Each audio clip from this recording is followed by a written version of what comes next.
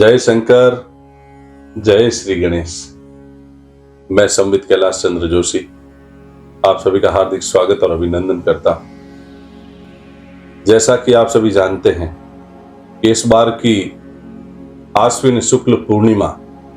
जिसे आप और हम सभी शरद पूर्णिमा के नाम से जानते हैं, यह शरद पूर्णिमा इस वर्ष आ तो रही है, लेकिन इस शरद पूर्णिमा के साथ में ही हमारे भारत में चंद्र ग्रहण भी आरंभ हो रहा है, क्योंकि अब की यह पूर्णिमा चंद्र ग्रहण के साथ में आ रही। बहुत सारे भक्तों के, बहुत सारे जिज्ञासुओं के मेरे पास फोन कॉल्स आ रहे थे कि महाराज जी, आप हमें यह मार्गदर्शन करें, यह जो आश्विन शुक्ल की पूर्णिमा आ रही है, इसी दिन रात्रि के दिन चंद्र ग्रहण भी पड़ रहा है, तो यह चंद्र ग्रहण किस प्रकार से रहेगा, क्या इसका समय रहेगा और हमें चंद्र ग्रहण में क्या करना चाहिए। तो जैसा कि आप सभी जानते हैं कि हमारे भारतीय सनातन धर्म में चंद्र ग्रहण और सूर्य ग्रहण को बड़ी प्रधानता दी गई है, और उन लोगों के लिए जो साधना करते हैं, जो साधक हैं, अथवा जिन्होंने किसी भी अपने इष्ट के मार्ग पर कोई मंत्र साधना करनी हो, तो उनके लिए तो यह समय वरदान जैसा फलदायी साबित होता है। मित्रों, आश्विन शुक्ल पूर्णिमा वार शनिवार दिनांक 28 अक्टूबर 2023 को रात्रि को यह चंद्र ग्रहण घटित होने जा रहा है।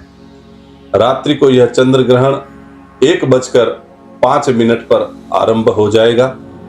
और रात्रि को 2:23 तक यह चंद्र ग्रहण की अवधि रहेगी। यानी कि यह पूरा चंद्र ग्रहण का जो काल है वह 1 घंटे और 18 मिनट तक रहेगा। इसका सूतक 28 अक्टूबर 2023 को ही दोपहर को 4:05 पर हमारे भारत देश में लागू हो जाएगा। सूतक लगने का अर्थ ये होता है कि जब चंद्र ग्रहण के पहले सूतक का काल आरंभ हो जाता है, तब हमें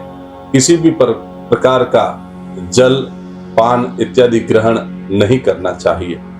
और सूतक लगने के बाद मंदिरों के कपाट बंद कर दिए जाते हैं।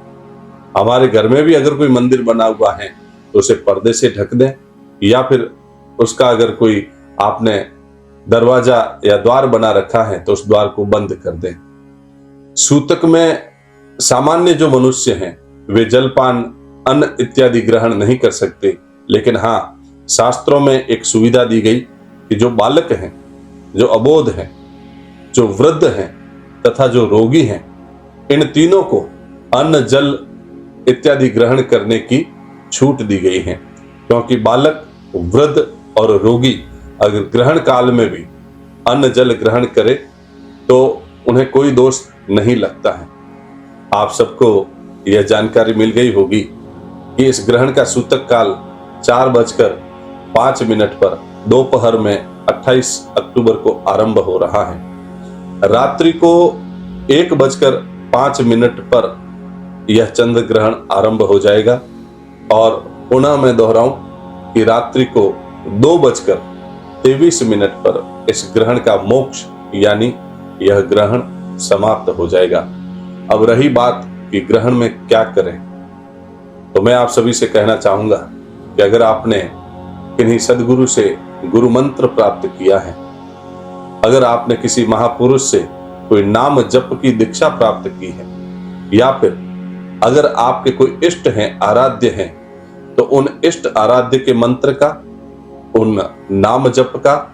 और अपने सदगुरु द्वारा प्राप्त किए गए गुरु मंत्र का जप अगर आप इस चंद्र ग्रहण की अवधि में, यानी कि रात्रि को 1:05 से लेकर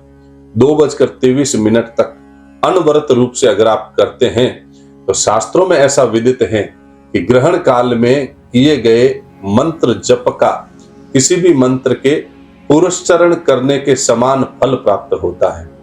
अगर आपको कोई मंत्र सिद्ध करना हो, अगर आपको कोई इष्ट की साधना भी करनी हो, तो भी आप इस ग्रहण काल का पूरा लाभ उठा सकते हैं। मेरी आप सबसे यह विनती रहेगी, प्रार्थना रहेगी कि यह ग्रहण काल अब बहुत ही कम हमारे भारत में हमें देखने को मिलते हैं, और इन ग्रहण कालों को जो जागृत साधक हैं, जो अपनी साधना में नित्य निरंतर रत रहते हैं, उनके लिए तो मानो यह काल, यह समय कल्प वृक्ष के समान है। अगर कोई साधक इस समय अवधि में बैठकर अपने इष्ट मंत्र का, अपने गुरु मंत्र का या फिर अन्य किसी साधना का अगर मंत्र जप कर लेता है, पाठ इत्यादि कर लेता है, कवच इत्यादि अगर सिद्ध कर लेता है, तो जीवन पर्यंत वह साधना, वह इष्ट और उस इष्ट के अधिष्ठात्र देवता उस मनुष्य की जीवन भर रक्षा करते हैं और उसकी सभी मनोकामनाएं पूरी करते हैं। आशा करता हूं कि आप सभी को ग्रहण की संक्षिप्त में ही सही लेकिन पूर्ण जानकारी प्राप्त हो गई होगी। आगे और अन्य किसी विशेष जानकारी को लेकर आपके बीच उपस्थित रहूंगा। तब तक के लिए आप सभी को जय शंकर, जय श्री गणेश।